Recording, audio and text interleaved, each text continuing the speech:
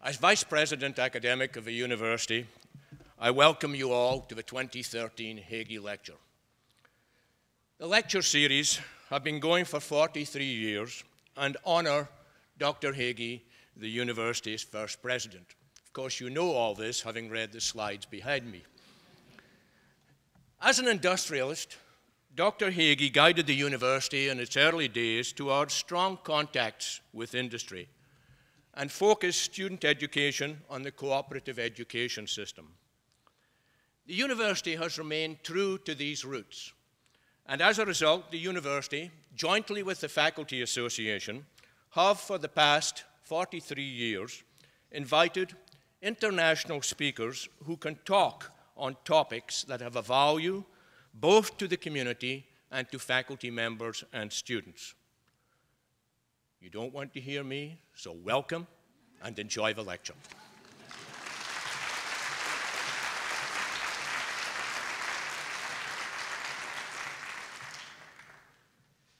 So please allow me to begin just by echoing Professor McBoyle's comments. Welcome to the university.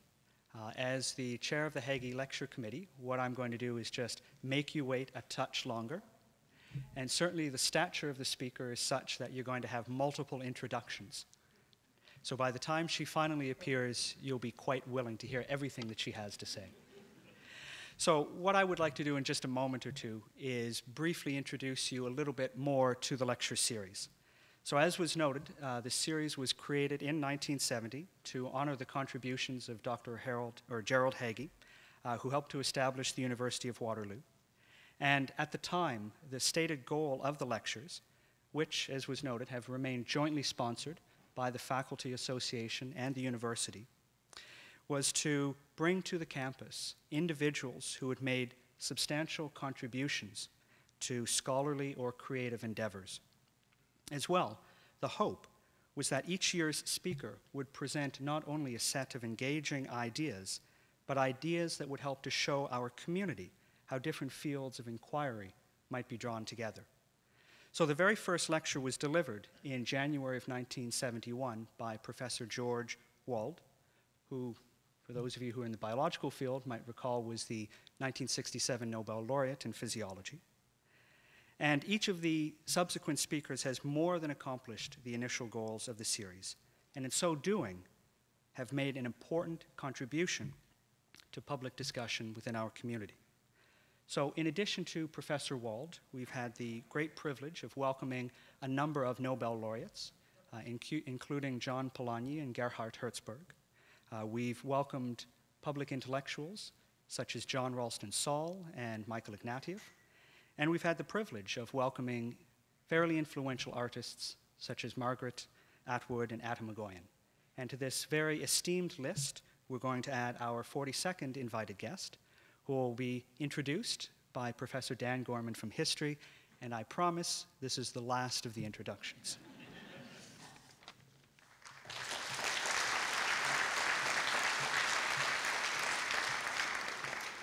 Great, thank you, John. You also didn't come to listen to me tonight, so I will also be relatively brief.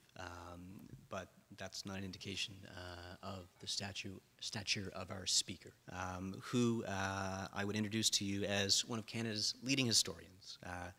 Dr. MacMillan will be familiar to many of you as the author of Women of the Raj, Nixon in China, The Uses and Abuses of History, the Stephen Leacock volume in Penguin's Extraordinary Canadian series, and especially the award-winning Paris 1919, 6 Months That Changed the World. The latter, a study of the Paris Peace Conference at the end of the First World War, has won the Duff Cooper Prize, the Samuel Johnson Prize for Nonfiction, the Silver Medal for the Arthur Ross Book Award of the Council on Foreign Relations, and the Governor General's Prize for Nonfiction. And that's just a summary of some of those prizes that volume has won. A former chair of the History Department at Ryerson University and Provost of Trinity College and Professor of History at the University of Toronto, Dr. MacMillan is presently a Professor of History at the University of Oxford, where she is also Warden of St. Anthony's College. She has edited Canada's International Journal and has served on numerous boards, including those of the Canadian Institute for International Affairs, the Atlantic Council of Canada, the Reuters Institute for the Study of Journalism, and the Ontario Heritage Foundation. Dr. MacMillan is a Fellow of the Royal Society of Literature, a Senior Fellow of Massey College, University of Toronto, and is the recipient of honorary degrees from Huron University College 2 weeks ago, I believe, University of King's College, the Royal Military College, and Ryerson University. In 2006, she was named Officer of the Order of Canada. Many readers and reviewers of Paris 1919, as well as Dr. MacMillan's various other volumes, have lauded her as both a consummate prose stylist and a serious and skilled researcher, able to make sense of complex and large-scale historical events. These abilities will no doubt be on display again both today and also in her forthcoming book on the causes of the First World War, the war that ended peace, the road to 1914, out this fall. Please join me in extending a warm Waterloo welcome for the 2013 Hagey Lecturer, Dr. Margaret MacMillan.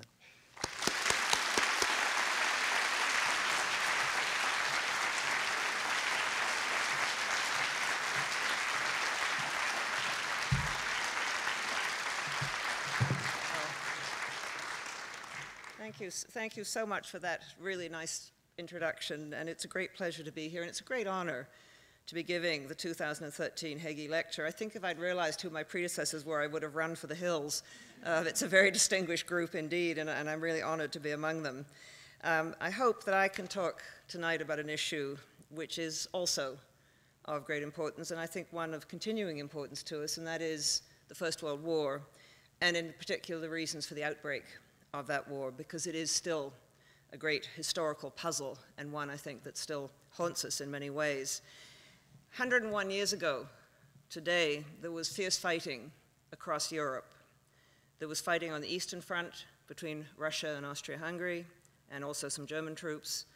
The Serbians were retreating in the south in the face of a sustained Austro-Hungarian attack, and there were, of course, huge battles on the Western Front. The German plan to sweep through Belgium and to dominate France very quickly had basically come to a halt in the second week of September. And the German armies had been held north of Paris, and it had been decided by the German High Command that they would retreat northwards, regroup in preparation for a further attack. And the fighting went on. In that first battle, the Battle of the Marne, there were some 250,000 casualties on each side. I mean, these numbers are almost unimaginable, very, very difficult to believe, and this was, of course, only the beginning. The two forces, the British and French allies and the Germans, moved rapidly northwards in a sort of zigzag pattern, trying to outflank the other, and eventually were going to come to rest at the end of November on what was going to become the Western Front. The first trenches were dug on September the 15th.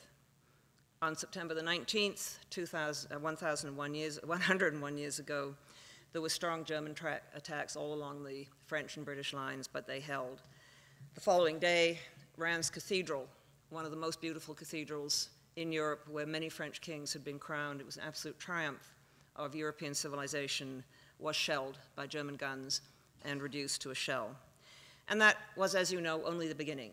The war went on until November the 11th, 1918, and in the course of that war inflicted huge damage, both on the populations of Europe, of course, mainly on the men, because it was a war in which the men were the fighters. Civilians were not yet attacked as they were in the Second World War, and inflicted huge damage on Europe itself, its politics, its power, its finances, its civilization.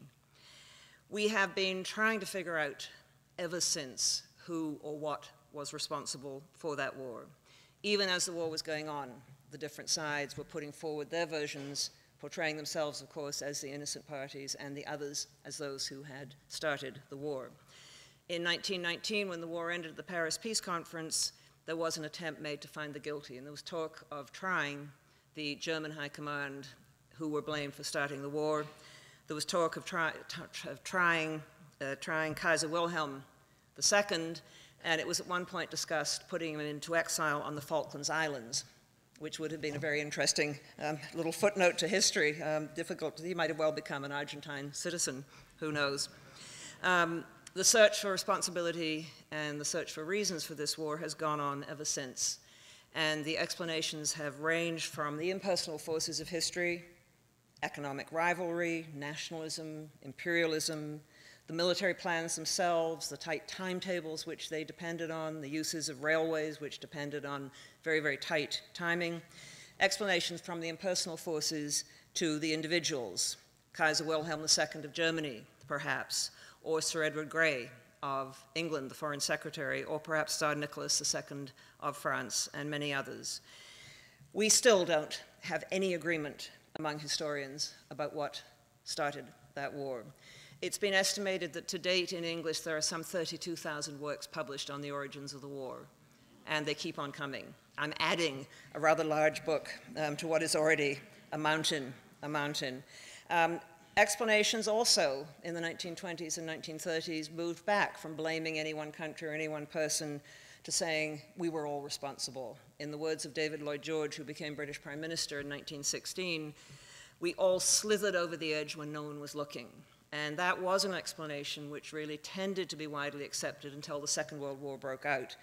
And perhaps for obvious reasons, by the end of that war, there was an attempt again to find responsibility for the First World War. In Germany, a German historian, Fritz Fischer, and a whole school of historians working with him went through the German archives and argued that in fact Germany had wanted the war, had provoked the war, had moved in ways to start the war. He again and his successors came under attack. Recent work has blamed the Russians. Recent work has blamed the Serbians. Recent work has blamed the French. No one, I think, is blaming the Belgians yet, but that is probably going to come. There is also still this awful suspicion that it may all have been a mistake, that the war happened by accident, which is a dreadful thing to think when you think of the damage. In 1915, there was a joke circulating in Vienna, which was always a very good place for jokes, that there was a newspaper headline saying, "Archduke found alive, war a mistake." And I think it says something about the bewilderment with which Europeans then and with which we have still greeted the outbreak of that war. The war haunts us, of course, because of its scale, its scope, the number of people killed, 20 million casualties perhaps in the First World War. The same again, casualties including both killed and those who were wounded. Same number again, or perhaps even more, who died in the big influenza epidemic which swept through the war at the end of that war. The loss of Europe's prestige. Before the war, Europe was the center of the world. It was the most progressive part of civilization, European science, European technology, European art, European ways of government, and these were the models for the rest of the world. And of course, they were no longer such by 1918 when the war ended. And Europe was much poorer and much weaker. It had dominated the globe both directly through its empires and indirectly through its financial capability, its superiority in trade. That had gone. Europe was still important, but it was not what it had been. And there were new powers now emerging. A Soviet Union now under the control of a new type of political ideology, Japan in the Far East, and of course the United States in North America, which was already begun its climb to world power, but the First World War had greatly accelerated that climb. The war also left many changes on the map. Germany was much smaller. Austria-Hungary, that huge multinational empire at the center of Europe, had disappeared totally. The Ottoman Empire, which controlled parts of Europe, present-day Turkey and much of the Arab Middle East, was in the process of disintegration. New countries were appearing on the map, and some of those borders are still, of course, with us today. Europe was also left with a legacy of cynicism and violence. European society had been brutalized. There was a lack of faith in leadership, which had produced the horrors of the First World War. And I think a lot of the political turmoil and a lot of the political upheavals that occurred in the 1920s and 1930s, the rise of extremist movements, whether communism on the left or the varieties of fascism on the right, can be attributed to the damage done to the First World War. And of course, what left it all even worse, if that's possible, was by 1939 it was clear that it had not settled things, and another war was breaking out. The war, I think, also remains haunting to us today because it worries us. The Cold War was a war in which something similar could so easily have happened. It didn't, I think, thanks largely to nuclear weapons, but the prospect that countries may find themselves engaged in a long, destructive, and general struggle is one, I think, which we should still take very, very seriously indeed. We should not assume, however, that because the First World War had so many causes that it was inevitable. And there is always a tendency in history to look back and say, well, if it happened that way, it must have been meant to happen that way. And that, I think, is wrong. I think what we need to do is look at the outbreak of the First World War and recognize that there were choices and that the choices could have been different.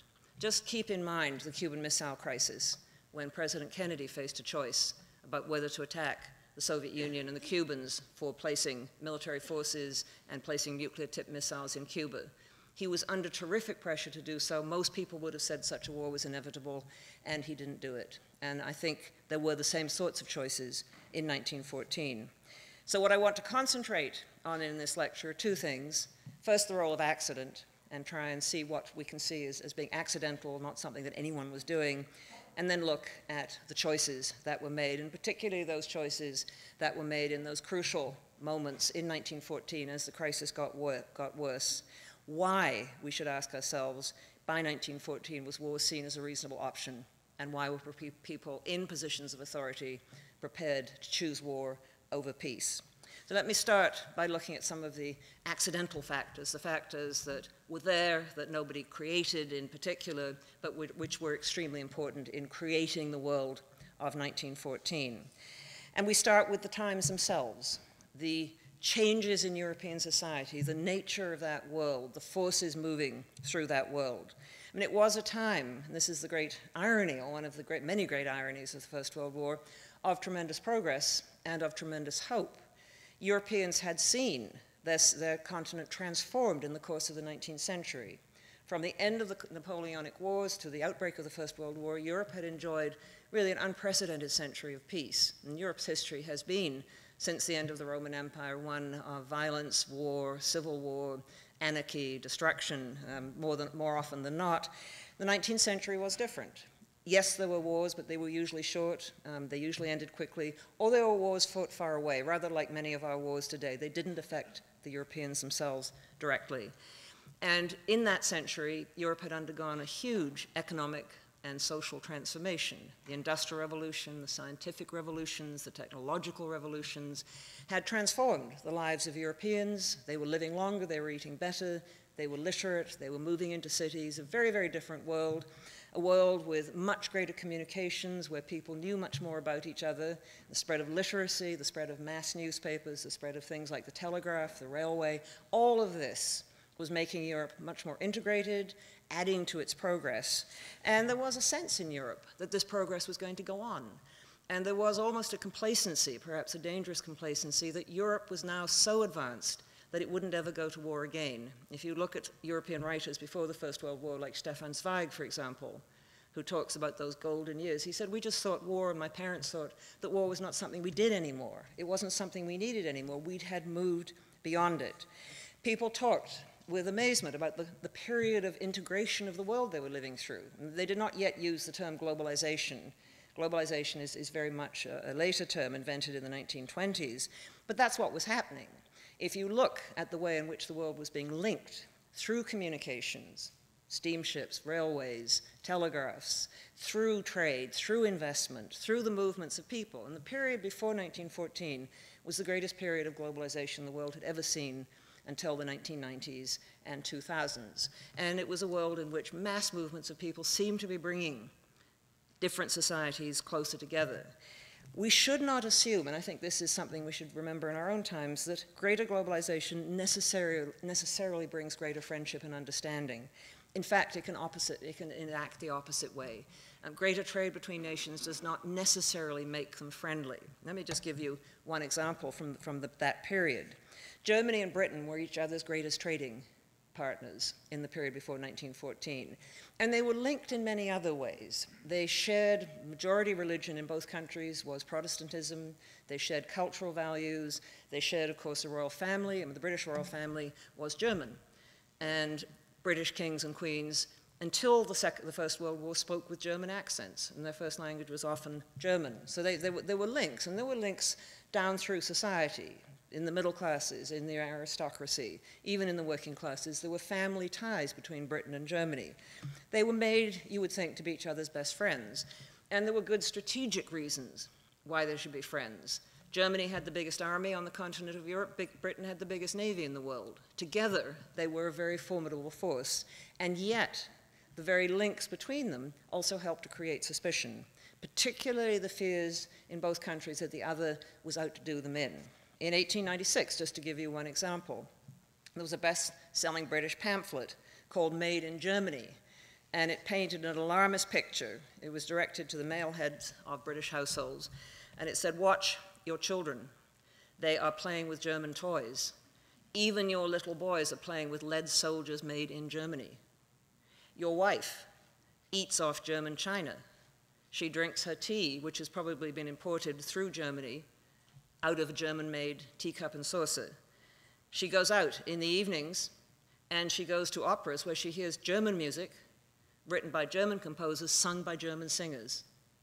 This is what's happening to your household.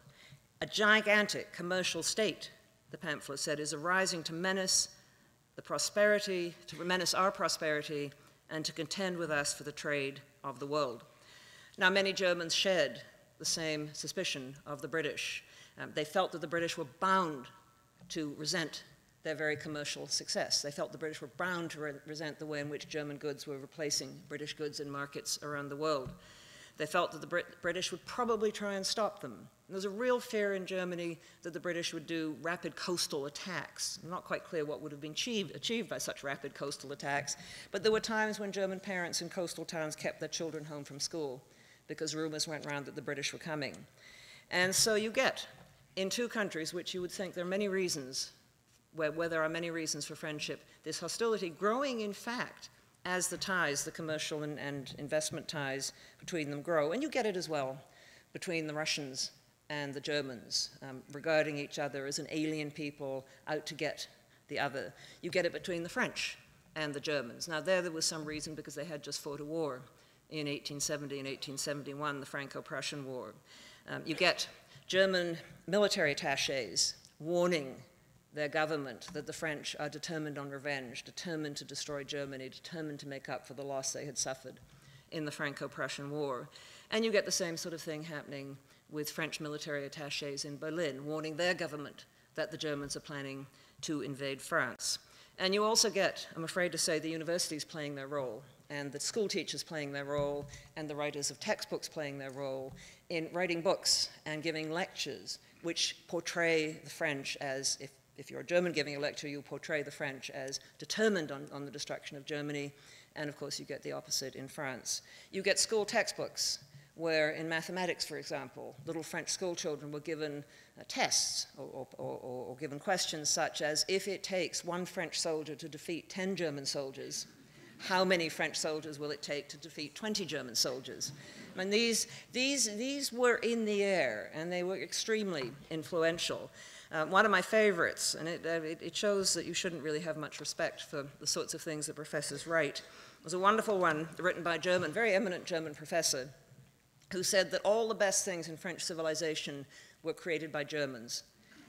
And he went round, the Teutons he called them, and he went round because it could not be denied that at certain points French civilization had produced some wonderful things. And so he'd spent his holidays going around France, looking at effigies on tombs and looking at pictures in French galleries to look for Teuton characteristics.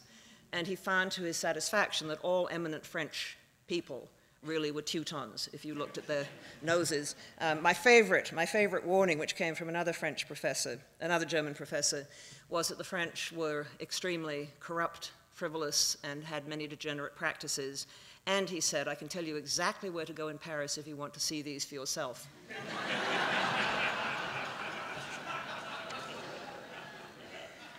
Now, this is important because public opinion was becoming an increasingly important factor in the politics of the time. With a more literate public, with peoples more concentrated in cities, with the spread of the franchise, Germany, for example, had universal manhood suffrage by the 1880s. That is, every man in Germany could vote for the Reichstag, and other countries were gradually moving to extend the franchise. The public was now more involved in what the government was doing, and the government had to pay more attention to public opinion. And in a number of countries, there were lobbies. In Germany, there was a very aggressive and very vociferous naval lobby and a very aggressive and very vociferous army lobby, which pushed for more government spending. There was a colonial lobby in France, which pushed the French government to acquire colonies. There was a very powerful naval lobby in Great Britain, which constantly raised the alarm that the government was not doing enough to spend money and spend money on the Navy and strengthen it. Governments didn't always like this. The conservative British Prime Minister, the Marquis of Salisbury, said at the end of the 1890s, he said, it's like having a huge lunatic asylum at your back. But it was a lunatic asylum that they had to pay attention to. And so nationalism, and this was an age of intense nationalism, was a factor in pushing countries apart and in increasing enmities. And tied in with nationalism, of course, were the pernicious theories of social Darwinism, this misapplication of the theories of Darwin, that human societies are every much a species as plants or animals, and that they evolve and survive and adapt in the same way, that there is the survival of the fittest, there is a struggle for survival, and those nations or those peoples which don't struggle, which don't survive, don't deserve to survive. And some are condemned to disappear and should disappear. But there was always the hope in social Darwinist theory that you could reverse the trend, that if you did struggle, if you did strive, if you were prepared to fight, that you could survive. And this, of course, fed into nationalism, fed into the idea that countries had hereditary enemies, just like species often have natural predators who affect them. It also fed into the ideas that war was a good thing, that war was the highest form of activity for a nation that was not prepared to fight was a nation that deserved to disappear. And you saw in Europe, tied in with the spread of nationalism and social Darwinism, also a spread of militarism, the spread of military values through society, and the assumption that the military were in some way the best and the most noble part of society because they were prepared to die for it. Now, this was stronger in some countries than others. It was particularly strong in Germany, quite strong in France, but you see it in Britain as well. The Boy Scouts, in their origin, were a militaristic organization designed to instill military virtues such as discipline, obedience, self-sacrifice into the young. Initially, the Boy Scouts included girls as well, and then there was a great deal of alarm in the British press which said that the girls and boys in the Boy Scouts go off into the countryside and return in a most unhealthy state of excitement. And so the Girl Guides were set up to put an end to this and segregate the young. Let me just read to you from an article in the Journal of the Royal United Services Institute, written in 1898. Is not war the grand scheme of nature by which degenerate, weak, or otherwise harmful states are eliminated from the concerted action of civilized nations and assimilated to those who are strong, vital, and beneficial in their influences? Undoubtedly, this is so. And you see these sort of sentiments reflected in the writings of the soldiers and the generals of the time and of the statesmen, this sense that life is a struggle and that you have to engage in that struggle or that you deserve to disappear. And I think that is important in trying to understand. This is part of the accident. This is part of the times. This is part of the context in which those who made the final decisions were operating. For all its success, too, Europe was beset by fears. And there were those who felt that the progress had gone too fast, had perhaps been too successful, was perhaps causing too many social strains. There was a real fear, as we have today, and we had after September the 11th, of terrorism. And terrorism was something that spooked people, that people were frightened of, because terrorists could come from within your own society. They could look just like you, and they could suddenly bring out a bomb, or bring out a gun, or bring out a knife, and try and kill you. And there was some grounds for the fear of terrorism, but of course the fear grew much greater than the phenomenon itself.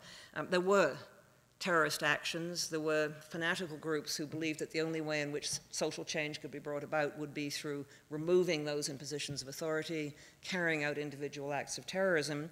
And you probably all know some of those who were killed. A Russian Tsar was assassinated, a Spanish king was assassinated, an American president was assassinated, bombs were thrown onto the floor of the French Stock Exchange. A number of assassinations and terrorist acts helped to give people a feeling that perhaps society was less stable than they had thought. And there was also considerable fear of the large working class that was appearing, fears that this class was not truly part of the nation, fed, of course, by propaganda, by Marx and people that said the working class has no nation, it is truly international. And so there were fears among the ruling classes and the middle classes that they couldn't actually trust their own working classes, that such classes would want to overthrow the existing order and may not in fact be proper nationalists at all. In the end, of course, the working classes marched off to the war as enthusiastically as everyone else.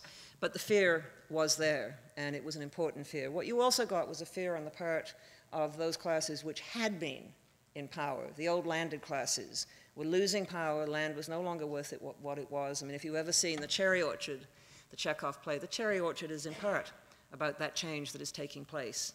The landed gentry, the landed aristocracy are losing their position in society because their land is no longer valuable, their products are no longer valuable, they can no longer compete with the cheap commodities coming in from places like Canada, Argentina, United States, and they are having to sell up.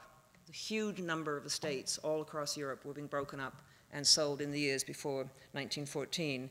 And that, I think, added to the fear that all was not right with European society. There was also a fear that European society was getting degenerate, that the very benefits that progress and civilization had brought had somehow weakened the race. A very popular book written in the 1890s was called Degeneration, and it was precisely about that. There was a fear that people were too soft. They lived in cities. The water they drank was too clean.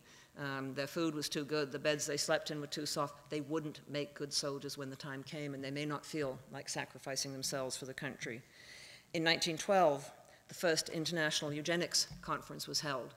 Now, today we see eugenics as a very strange and fringe enthusiasm, not a science at all. But in 1912, eugenics was regarded as a very serious branch of science, a way of improving the race by treating it and breeding people as if they were tomatoes or pet dogs. The first International Eugenics Conference was held in London, and its patrons included Alexander Graham Bell, Winston Churchill, and the president of Harvard University. And these were very mainstream figures. So that was one set of accidents. The changes in Europe, the strains that those changes put on Europe, the ideas that were swirling around. I mean, these were not things that people created in positions of authority. These were in the air. But these were things that helped to shape them, things that affected them, and things that they had to deal with. Second accident was the accident of birth. It did not matter in certain countries who the hereditary ruler was. It didn't really matter in Britain that the man who succeeded Queen Victoria was a very jolly, fun-loving man of dubious reputation who had far too many mistresses, Edward VII, because he had very little power. He couldn't do much damage. He could do some good, but he couldn't do much damage. He was a constitutional monarch, and he had to do what he was told by his government. It did matter, however, in three countries. It mattered in Germany. Germany was the newest of the great powers in Europe. It dominated the continent of Europe once it came into existence in 1871. It rapidly became the dominant economic power. It already was the dominant military or land-based military power. And so whoever was in charge of Germany could exercise a great deal of power. And the German constitution gave great authority to the ruler, the emperor of Germany, Wilhelm II. He was not meant to become emperor so soon. His father became emperor in 1888. Unfortunately, he was desperately ill of cancer of the throat, and he only ruled for 3 months. That accident of the illness of Frederick William and his sudden death is, I think, extremely important. It's one of the great what-ifs in this period. Frederick William was a liberal. He was married to a daughter of Queen Victoria, who was very strong in her liberalism. They believed in moving Germany down the path to constitutional democracy far more than it had already moved. They did not like the militarism which affected so much of German society. They wanted Germany to live in peace and harmony with their neighbors. They only had 3 months in which to put those ideas into practice. And they were succeeded by their son Wilhelm II, who hated his parents, hated everything they stood for, was happiest when he was with soldiers. His happiest time of his life, he said, was when he did his military service. He loved the power of being emperor. He loved the army, my army he called them, and he wanted a navy. He didn't have a very big navy. He had a little coast guard, and he'd gone always as a child to see his grandmother, Queen Victoria, and he'd gone with her to the big naval reviews off the Isle of Wight, and the British Navy in all its glory had steamed by. And Wilhelm had more or less said to himself, I want that when I grow up. And when he became Emperor of Germany, he was in a position to do it. And so Germany fell into the hands of someone who was ambitious, erratic, talked too much. I mean, one of his great failings was that he never knew when to keep his mouth shut, and he was always saying very foolish things. In one of his famous speeches, you may remember when German troops were going off to help relieve besieged diplomats in China in the Boxer Rebellion, he said to his troops, you must be like the ancient Huns, show no mercy, put them to the sword. I mean, his ministers were appalled, but it was too late to call the words back. If he had not had too much power, if he had not had the power he had, he would not have been able to do so much damage, but he did. It was like putting someone who was simply not fit in charge of a very, very powerful machine. Second place where it mattered who was the hereditary ruler was in Austria-Hungary. There again, the emperor had considerable powers. He had to share them with the parliament, and he had to share a divided set of powers between Austria and Hungary, so he did not have an easy job, but in the end he had the power of war, he had the power of peace, and so it mattered.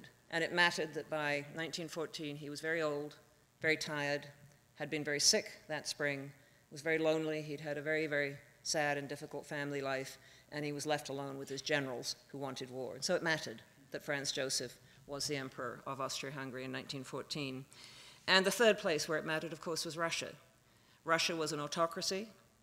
Tsar Nicholas II was, in fact, a very weak man, but he had about two things that he believed in. He believed in the Romanov family, and he believed in keeping what he saw as the legacy of that family unimpaired. And so when his ministers urged him to accept a Duma, an elected parliament, when they urged him to give Russia a constitution, he resisted as much he could because he saw his role in life as maintaining what had been handed down from his ancestors. And he too, of course, had the power over war, or had the power to decide between war and peace. And so it mattered, in certain cases, the accident of birth, who took over. Now, having said that, there were, of course, still very strong forces in Europe in favor of peace. I mean, we should not assume ever that everyone in Europe was bent on war, or that all the rulers in Europe were bent on war. This is simply not the case. In fact, there were very encouraging signs that support for peace was growing. There was a large middle-class peace movement in a number of countries, also in Canada and the United States.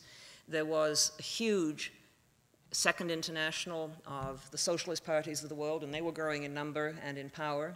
By 1912, the German Socialist Party got the most votes of any party in the German Reichstag, something that gave nightmares, of course, to the upper classes and to the military, but was an indication of changing social balance. And the Second International had pledged itself to oppose war. If a war came, it said repeatedly at its international congresses, we will not support it.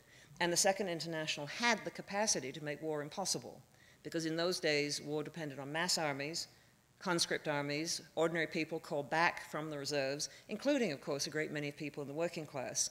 If they refused to come, the armies would not fill up. If the workers went on strike and refused to run the railways, the armies couldn't move to the frontiers. If they refused to man the factories, the equipment that was necessary couldn't be produced. And so they had the capacity to stop war, and they said that they would do it. They were always a little bit imprecise about how precisely they would. And that, of course, in the end, was the danger. But you also got the growth of international institutions, international NGOs. The Red Cross was founded in the 1860s, increasing use of arbitrations to settle disputes between countries. Between 1794 and 1914, there were some 300 arbitrations to settle disputes between countries. More than half of those were done between 1890 and 1914. So you could really see a trend here towards greater international cooperation, greater international agreement. And so there were signs that for all the strains in European society, there were also very hopeful signs. But this was all the accident. These were the things that Europeans really had to deal with and their rulers had to deal with. And then there were the choices.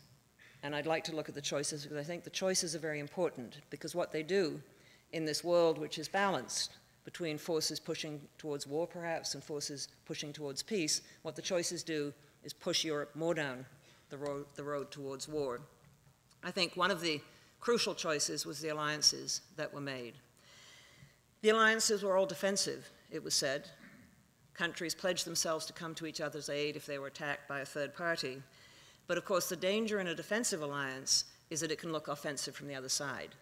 you're my friend, I'm going to support you whatever happens, that's not going to make your neighbor feel very comfortable. And that is precisely what happened. The key alliances, in my view, were those between France and Russia, started first in 1892 and then gradually strengthened with all sorts of secret military arrangements and increased military cooperation. It was a most unlikely alliance. The French disapproved of Russia as an autocratic, religious, riddled state. The Russians, of course, disapproved of France as a secular republic, but the two found common enemy in Germany, and they made a defensive alliance, but of course, from the German point of view, that made Germany feel encircled. And so Germany grew closer to its southern neighbor, southern and western, eastern neighbor, Austria-Hungary, and that alliance grew closer. And the third crucial movement into alliances was that of the British. You had France-Russia already, and that was going to be the basis of what came to be called the Triple Entente. You had Austria-Hungary, Germany, what was called the Triple Alliance because it also included Italy. But the Italians very, very wisely always refused to commit themselves to very much, and in the end stayed out, at least for a while, from the First World War. But a crucial movement then was what Britain did. The British policy in the 1890s, and indeed for much of the 19th century, had been to stay out of the continent of Europe.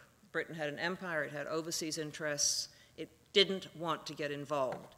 On the other hand, it didn't want a single power dominating Europe. That always gave the British nightmares. So much of British trade flowed to and from Europe, and of course a single power dominating Europe, as France under Napoleon had done, was a menace to Britain. The British Channel is not, of course, all that wide.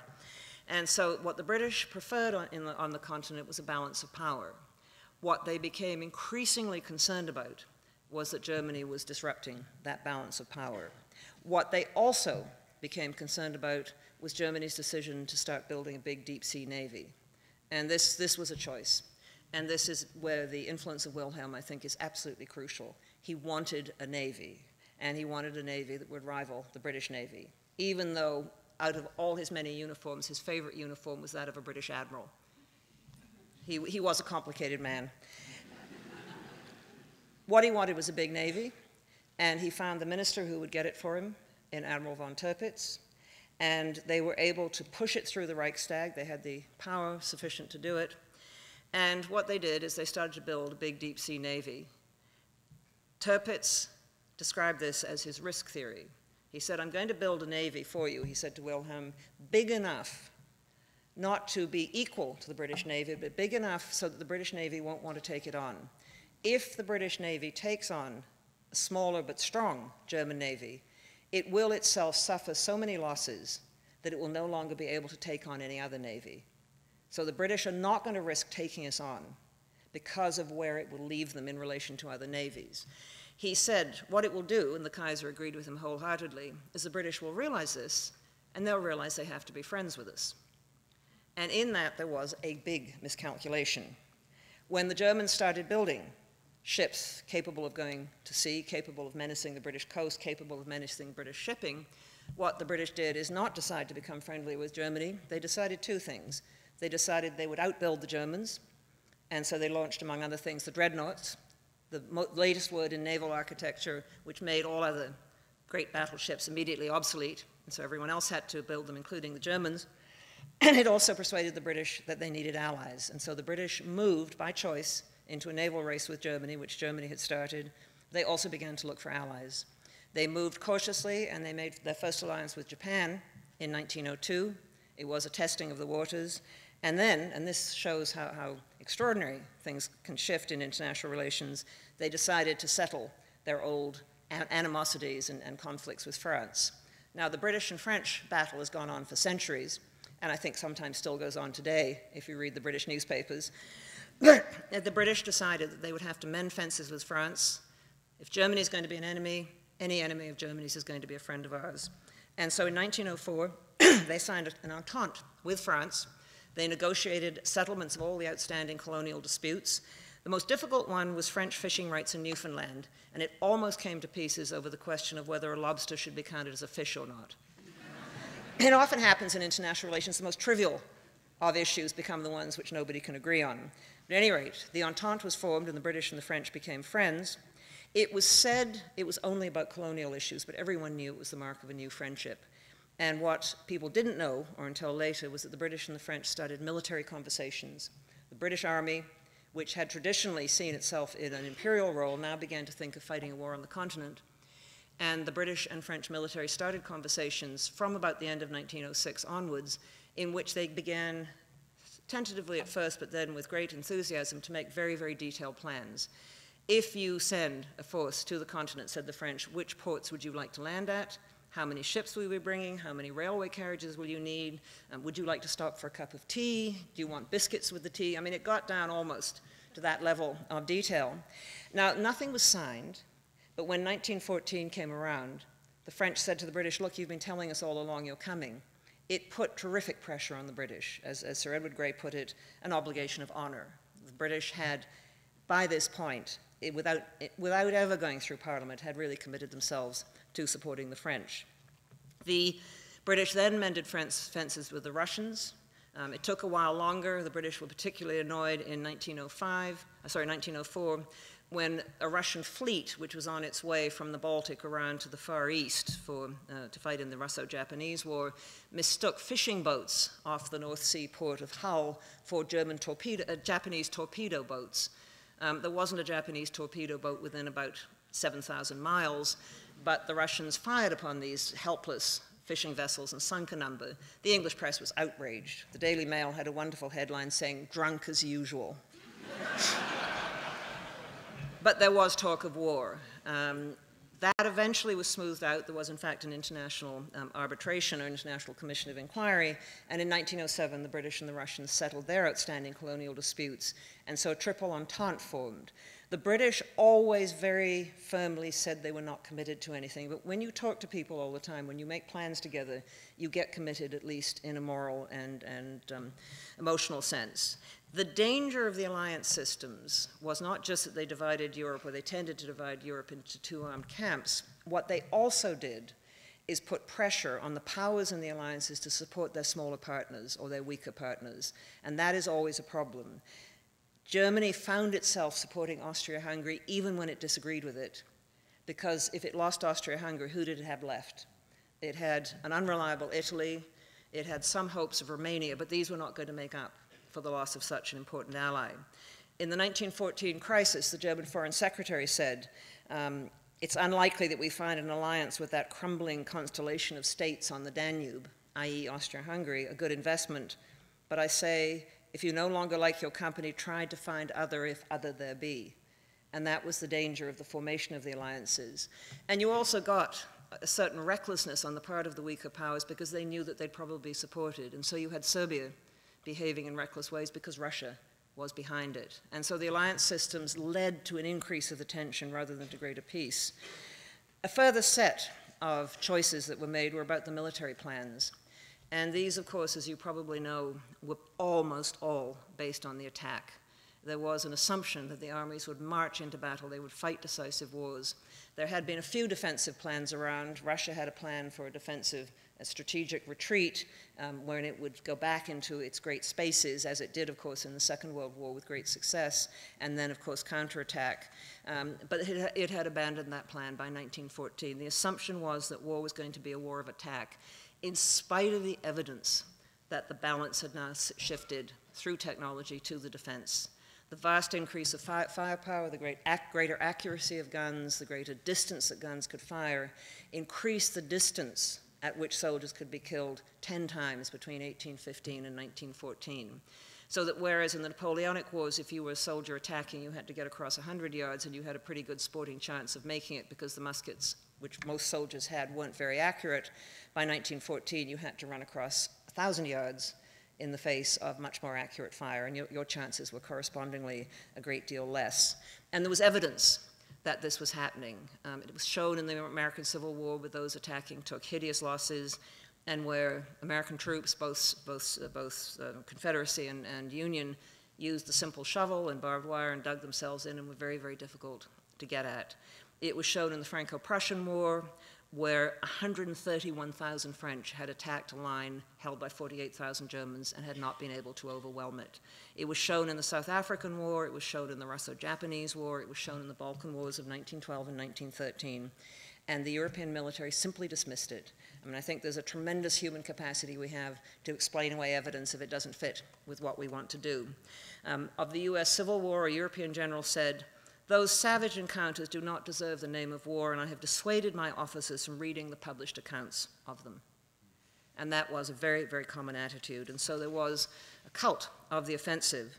It was said that simply you had to instill the soldiers with greater willingness to die, they had to run faster, you could still have cavalry charges, you just had to breed bigger and faster horses, and all would be well. And it meant that, for example, French soldiers went charging into the First World War wearing bright red trousers because it was said to be good for morale. It was not so good for morale, but it was very good for target practice for the Germans. All the armies were planning in that way, and that was a choice. They simply refused to consider other ways of fighting. They thought there would be a short war.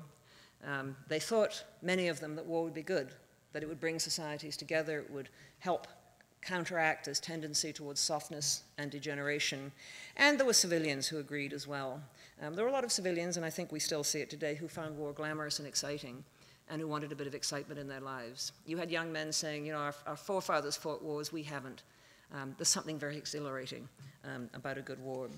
And so you get to the crisis of 1914, and what also affects the choices in that crisis is what they had learned from previous crises, because there had been a series of crises in Europe, and if you look at them, they're getting closer and closer together, and people are getting more and more accustomed to talk of a general war. Every time there's a crisis now, people say we'll probably have a war this time. And French shopkeepers, for example, get accustomed to putting, when there's talk of war, putting boots and woolen socks in the windows of men's clothing shops so they can buy them up on their way to the war. The war doesn't happen, but the crises and the settlement of the crises helps, I think, to affect the decision makers in 1914. I won't go through them all, but in the first crisis over Morocco, Germany backed down in the face of strong British and French resistance.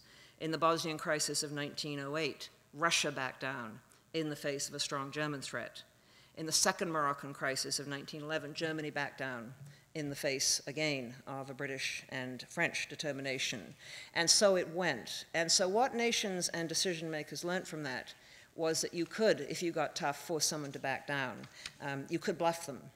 You could push them back. The only trouble is that bluffs can be called, and you can sometimes go too far. And you can, if you bluff, if you say we're going to attack you and don't, then of course you lose face. And so I think when they met the crisis of 1914, they were assuming the same tactics would work. We'll mobilize some troops, the others will back down. But this time no one was prepared to back down. And that was in part because as a result of all the crises, people had decided this time we won't. And you got the Russian Tsar saying, we were forced by Germany to back down. He wrote to his mother. He said, I'll never let them do it again. You had Wilhelm II, who knew that his soldiers at his beloved army were calling him William the Timid and saying that he was a coward. And he said repeatedly to a friend in 1914, I'm going to show them what I'm made of. I'm not backing down this time. And so you get a very dangerous set of attitudes on pretty much all the key sides. Well, before we get into the final steps, let's look at accident again. The crisis breaks out as everyone is starting summer holidays. And so a lot of people are out of their offices. The Archduke is assassinated on the 28th of June, 1914, and many of the European statesmen have already gone off on their holidays. And I think that helps to add to the confusion with which that assassination was initially greeted. The assassination of the Archduke himself, the Archduke Franz Ferdinand, in Sarajevo was in fact one of those other unfortunate pieces of the catastrophe, because he was someone who had always stood out against war before. He was one of the coolest heads on the side in Austria-Hungary. And when he was assassinated, the Serbian terrorists, without meaning it, removed the one person who probably would have prevented Austria-Hungary from attacking Serbia. What was left in the capital were a group of hawks in the foreign ministry, a chief of staff, Konrad von Hotzendorf, who had always been urging war on Serbia, who wanted to destroy it for a long time. There was a personal ambition there as well, or a personal factor. Konrad wanted to marry a woman who was married to someone else, and divorce was frowned upon. As a serving officer, he would have had to have permission from the emperor. It would have caused a scandal. And he wrote to his beloved, and he said, you know, with a great victory, all will become possible. I think sometimes the great events of history are affected by things as simple as that, or as straightforward as that. There was a problem in Paris.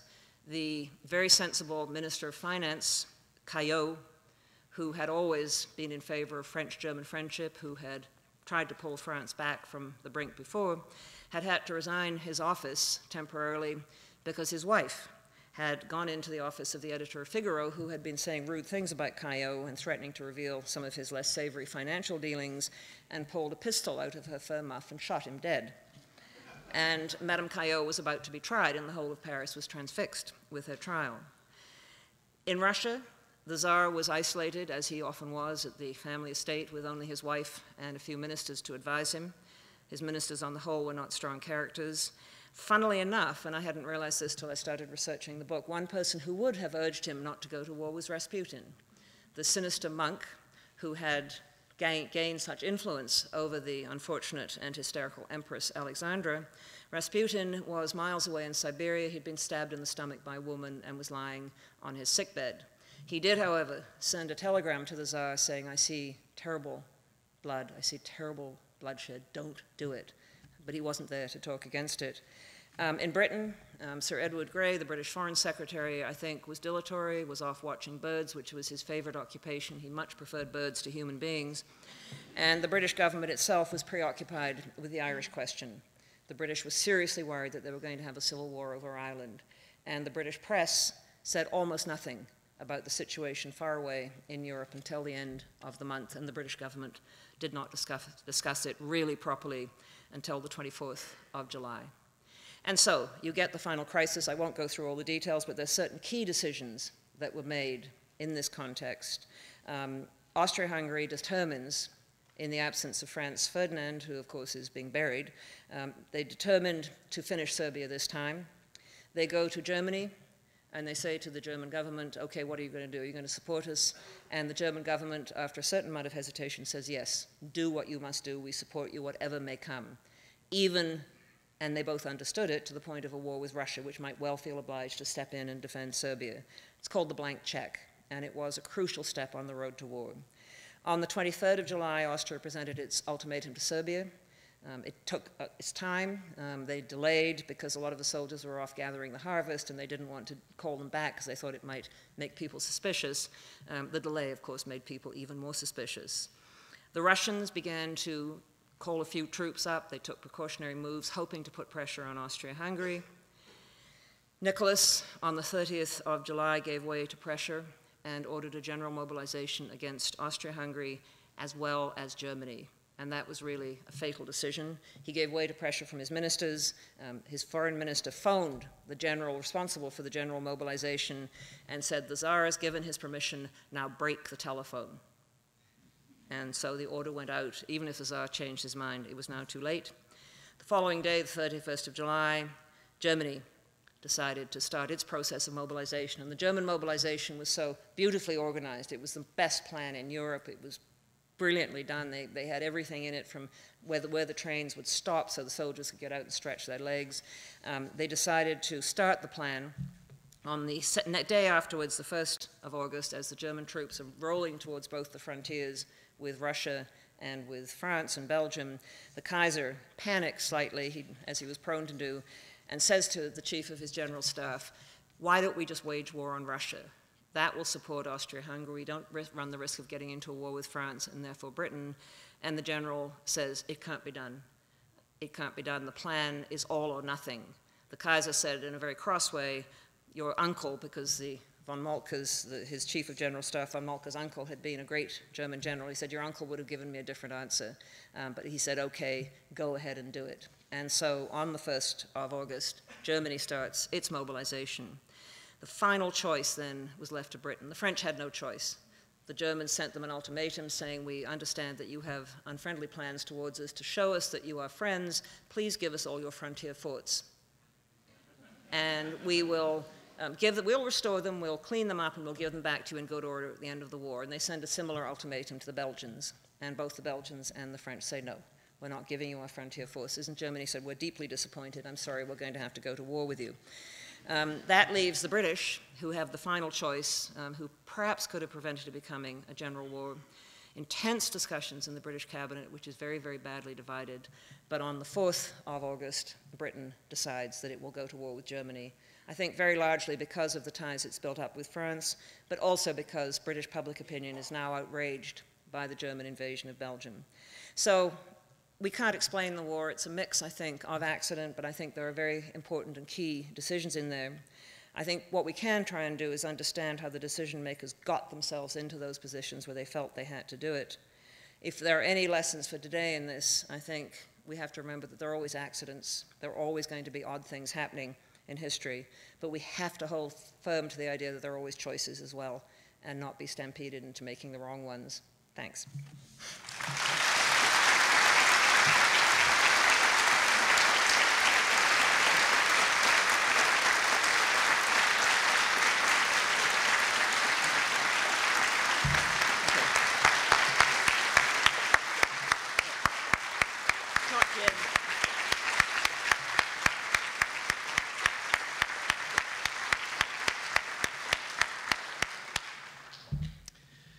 Good evening, everyone. My name is David Pareka. I'm the president of the Faculty Association at the University of Waterloo, and I'm here to express our deepest thanks for a very enlightening and I would say a very not picturesque, I guess, but you brought to life the ugly swirl of accident and intent that brought the world to war a century ago. And with plenty of lessons for the current situation that I'm sure anyone who pays attention could read between the lines in the descriptions that you've given of exactly that swirl of accident and intent. And I'm here to express our collective thanks to you for the keen effort you've put into all the study that you've done that has culminated in your series of books as well as this lecture. Thank you very kindly.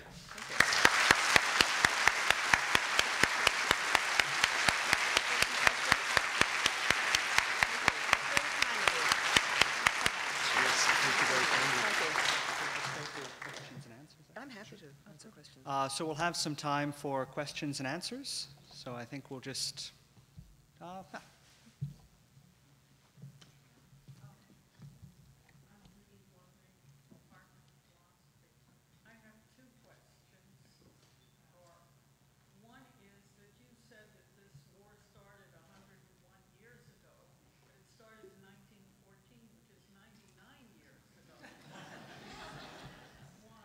Yes, you're quite right. Yep. Yep. The second is, I may have read it in memoirs of Winston Churchill, that people wanted to go to war. It was the last great adventure. Okay. So okay, the two questions. This is why I didn't study engineering at Waterloo. Quite right, 99 years ago. I don't know why I thought 101. It's probably how I feel. Thank you for that. The other question, I don't know if you heard that Winston Churchill said that people wanted to go to war in 1914 because it was the last great adventure. And I think that was certainly an element of it. I mean, there were those who thought war was exciting, and we have the same people, you know, people in our society think war is exciting. But I think one of the very useful things that historians have done in recent years is to really examine that picture of everyone throwing flowers and cheering and going off to war. And it's much more complicated, as one would expect, and it's not the whole picture. There have been some very interesting studies, a very interesting study done on a German town where they actually had access, they found people's diaries, and people were worried, concerned, glum, apprehensive, housewives were stockpiling food, and a lot of people were really very, very distraught at the prospect of the war and very worried. But I think there was a sense of what can we do now? The country is in danger, and in virtually every country, governments managed to persuade the people, who were perhaps already willing to be persuaded, that they were the ones being attacked. And so for Germany, it was the Russian menace. For France, it was the German menace. For Britain, it was the German menace. For Russia, of course, it was the German menace. And so initially, there was a rallying round because people felt we can't do much else. But I think the picture of people greeting the war with absolute joy is really been exploded. And I think that's really where historians have done some very interesting work. So, shall I? Okay. At the back there? Yeah. Thank you. This is really fascinating, and the sense of all the different players that you sort of brought to life is quite amazing. I wonder if you could comment, because I'm really taken with your notion of choice and how important that is. I wonder if you could comment when you were lining up the dates and so forth. Do you have a sense of sort of the tipping point where maybe choice becomes more Mount Everest? Yeah. Okay, thank you. I don't know if you all had that question. Was there a tipping point at which choice becomes more and more difficult? And of course, I think the choices narrow down as the time gets closer. And of course, what the decision makers had pushing them with the military, and the military used the argument, which I think was actually a false argument, but it's a very compelling one: every minute means a kilometer lost. You know, if we don't get our troops, I mean, the whole complicated nature of European war in this period, with the exception of the British, who didn't have a conscript army, was that you had an army standing army in being. These were the people who were the regular soldiers and also those doing their 3-year or 2-year military training. And then you had a huge pool, much larger in society, of reserves. So you had these huge potential armies. And what you had to do was call them up, get them into uniform, get them into their right units, get them onto the right trains, all of this. And that's where the mobilization becomes so important. And every country took a different amount of time to mobilize. Germany was the fastest and most efficient, partly because of the German railway network, which had been built very largely for military purposes. The military had a big say in building the German domestic railway.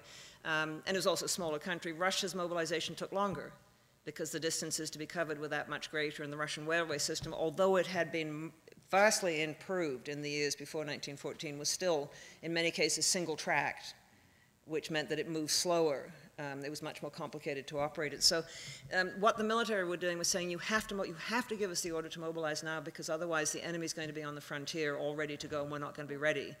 And so that did put pressure. I think it's in a way a false argument. And they also, well, I think the argument they also used is we can't change our mobilization plans. When the German High Command was asked by the Kaiser in that last desperate moment on August the 1st, can we just fight on one front and therefore avoid the prospect of fighting a war with France and therefore bringing Britain, the possibility of bringing Britain in? The military said he couldn't do it. After the war, the head of the railway section said we could have done it. You know, they were trained. I mean, that was their job. The railway section was a big part of the German general staff with something like 200 people in it, and they spent their whole time. In fact, the head of the railway, they spent their whole time doing railway timetables and plans. The head of the railway section, in fact, had done railway timetables on his honeymoon with his wife. Don't ask me why. So, and if you looked at what actually happened during the war itself, they often were able to switch huge numbers of men from one front to another very quickly. Very early on in the war, the Germans switched 100,000 men, I think it was south to north in the Battle of Tannenberg. So it was actually possible to change railway timetables. The military used this argument that, you know, we've got to do it, we can't change the plans. And the same thing happened in Austria-Hungary. And I think the civilians didn't have the gumption to stand up to the military. And the civilians had failed. I mean, this was, I think, a real failure of leadership, in particularly Austria-Hungary and Germany. They had failed to familiarize themselves with the military plans. The German cabinet didn't know what the German military plans were really until 1912, even though those plans had been worked on for a number of years. And so they deferred to the military in a way, I think, that was very, very dangerous. And so I think, is there a final moment? You could argue that it was the 30th of July when Nicholas II gave the order for the general mobilization of Russia. I think even then the Germans could have made the decision to mobilize just against Russia, and they might have bought time for talking. But I think when the 31st of July, when Germany started its general mobilization, then I think the die was cast. The German chancellor said the iron dice have now rolled, and we can't do anything, and I think he was probably right, because the German plan involved going through Belgium, and that carried with it huge risks. It was typical of the way in which the German military made decisions which had huge political implications without consulting the politicians. And by going through Belgium, which was a neutral nation whose neutrality had been guaranteed by Germany, among others, the Germans put themselves in the wrong. They made it likely that the British would come in. They made it likely, well, the French had no choice because the Germans were heading through Belgium to get at France. But it also had a huge impact on opinion elsewhere in the world, particularly in the United States. It helped to make Germany the rogue nation, helped to begin the process of turning American public opinion firmly against Germany. So yeah.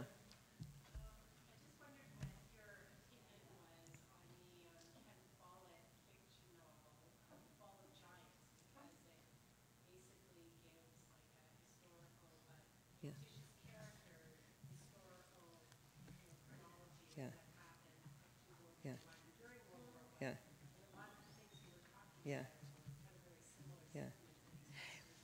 Well, I don't know if you all had the question, but it's about the novel The Fall of Giants by, is it Ken Follett? I can't answer it because it's been sitting on my Kindle for about a year, and I keep on meaning to read it, and then something else comes up, but I do want to read it. I mean, I think one of the interesting things in history, and some people disapprove it, but I always think it's quite interesting, is to do alternative history. You know, look at possible other ways of things happening. It has to be plausible. You know, it has to be something that is within the bounds of possibility, but it's quite possible. I mean, you can think of a different scenario, and actually Neil Ferguson has done this. If Britain had stayed out of the war might have ended very quickly. I mean, we tend to forget that the German plan, the Schlieffen plan as it's called for shorthand, came very close to succeeding. And it is possible if Britain hadn't entered the war and the British Expeditionary Force hadn't thrown its little bit because it was a very small force, but it hadn't thrown its little bit of weight into the battle, the Germans might have really swept further south, and the French possibly might have surrendered. I myself think it's unlikely, but it's possible the war might have ended quickly. The Russians had been defeated very badly in the east, and if France had been defeated, the Russians would almost certainly have sued for peace. And so what you might have got is some sort of peace conference, the borders changing a bit, but not too much, and you might have avoided the whole of the First World War.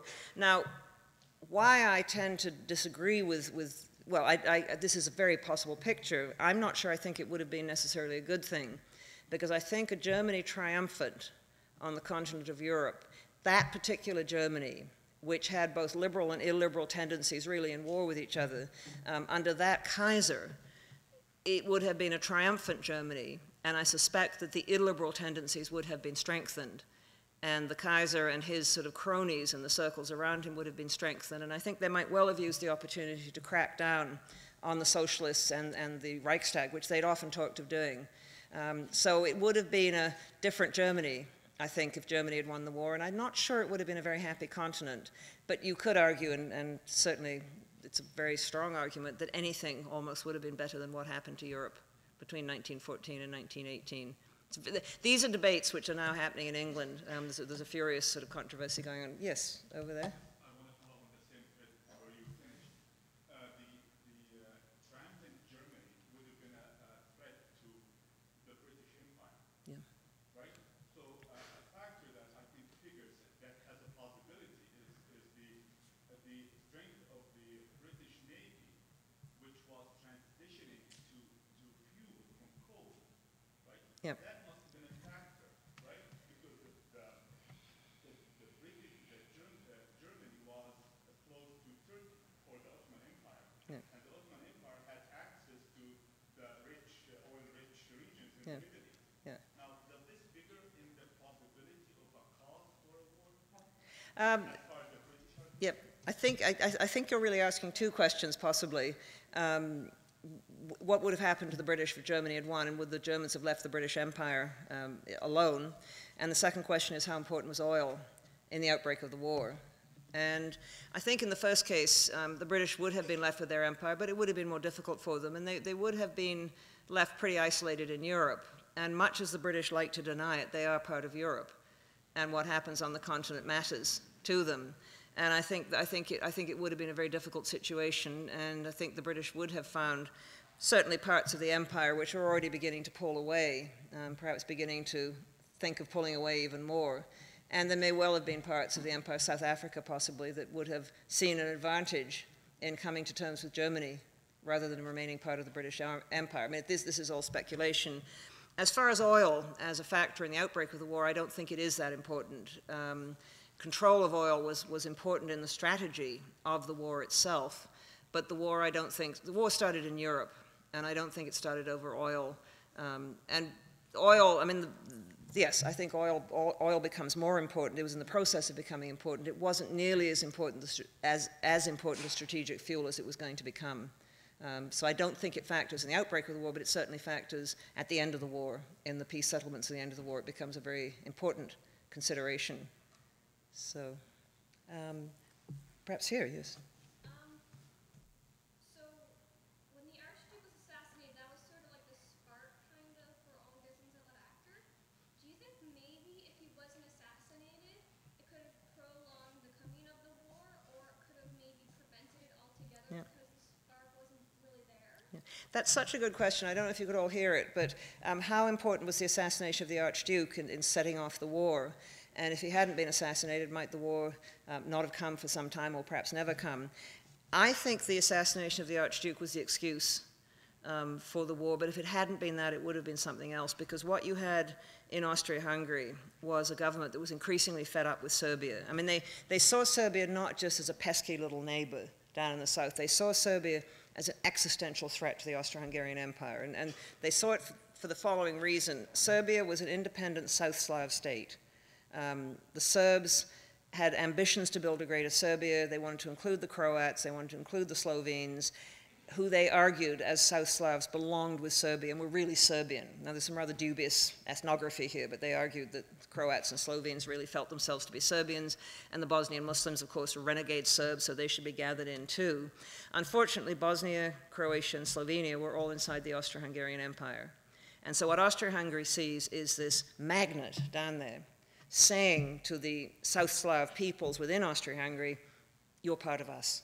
Get out of Austria-Hungary, which is a prison of nations, come and join us. And the Serbian government was sponsoring nationalist societies. Young Croatian students were coming down to Belgrade and attending sort of conferences, and they'd be worked up into excitement. Arms and weapons of various sorts were being smuggled into Bosnia. In fact, the terrorists who killed the Archduke were provided with guns from the Serbian military armory. And were smuggled across the border with the help of Serbian officials. Now, the Serbian government sort of knew about this but didn't know about it. Governments have ways of not knowing what's going on, but there were people in the government who definitely knew. The head of Serbian intelligence was deep in all this. So from Austria-Hungary's point of view, Serbia was a menace to its existence. If the South Slavs went, I'm sorry I didn't bring a map, but if the whole of the southern part, it's like a sort of house or ice floe breaking away. The whole south bit of Austria-Hungary breaks away. The Poles up in the north are already restless. The Hungarians are dealing with a very restless Romanians in Transylvania. So you would begin to get, it would be the beginning of the end for Austria-Hungary, and they felt it like this. They said, we've got to do this. We have no choice. And so the Archduke's assassination was a particularly good excuse, but they would have found another one. I mean, the Serbian terrorists had already assassinated governors of provinces within Austria-Hungary. So I think if they hadn't, and the poor Archduke, nobody much missed him. He wasn't very popular. They gave him a miserable little funeral. They didn't like his wife. I mean, but I think it was just an excuse. So I think Austria-Hungary was determined on the destruction of Serbia. And Germany, because it didn't have many other friends, thought, we don't entirely agree with this, but we better go along, because if we lose Austria-Hungary, who do we have? That's the danger of sort of alliances. The weaker partner often drags the stronger one along. I mean, you think of, funnily enough, great powers often have very little control over the small, lesser important allies. When you think of the United States with Pakistan or Israel, or China with North Korea, they can't do much about them. Those smaller powers rely on the greater power's backing, and they know the greater power doesn't want to cut them loose because it makes the greater power look weak. So it gets very complicated. But thank you for asking about the poor Archduke. Yeah. So, do you want one more? Okay, perhaps I'll go over to this side. Right here? Yeah.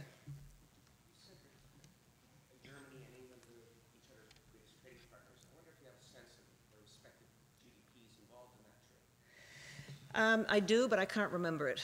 I think it was increasing. I think something like 40% of Britain's trade went to Germany, and I think it was something close to that. But you know, it was very, very high, and in certain industries, chemical, I think, it was particularly high. But sorry, I can't remember the figures. I mean, the parallel today, I think, as far as the relationship goes, is with China and the United States. You know, they're very big trading partners. The Chinese buy a lot of American Treasury bills. I think they're the single biggest country holding US Treasury bills. Hasn't made them friends. If anything, it's increased the suspicions between them. So, is that, okay. So I think on that note, I'd like to welcome everyone to some refreshments that will be served out in the foyer, and thank Professor MacMillan once more for a very stimulating lecture. Thank you.